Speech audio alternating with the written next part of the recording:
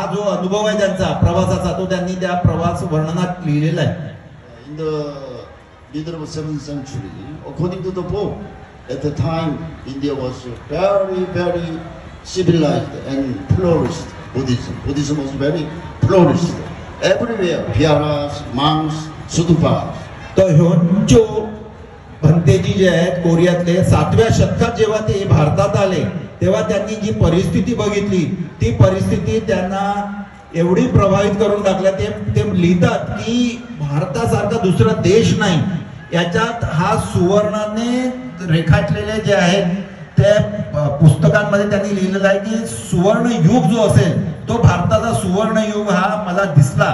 आणि त्यांनी असं लिहिलेलं आहे की भारतामध्ये फार मोठे विहार होते आणि लोक जे आहेत फार सधन होती. There are many important and valuable records in India.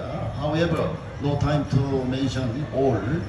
Anyhow, Tipitaka Master Hyunjang visited this Purana also. He mentioned in his book.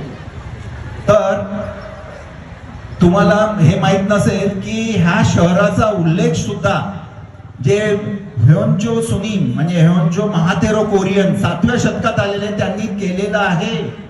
आणि मला बरंच काही सांगता येईल पण तेवढा आपल्याकडे वेळ नाही.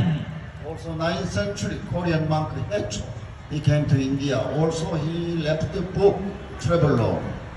तर 9व्या शतकात सुद्धा कोरियामधनं हेचो म्हणून एक फार मोठे असे विद्वान आणि धम्मगुरू तिथले ते येऊन गेले आणि त्यांनी सुद्धा प्रवास वर्णन केलेला आहे. So Eastern countries like China, Korea, Japan, monks read that books. Every monk want to come to India to study. आणि मग सगळेच काही येऊ शकले नाही पण ज्यांनी पुस्तक ते वाचले त्यांचा प्रवास वर्णन तिथे वाचला.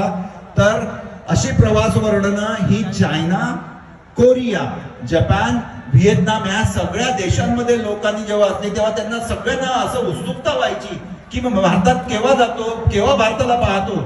आणि म्हणून भारतात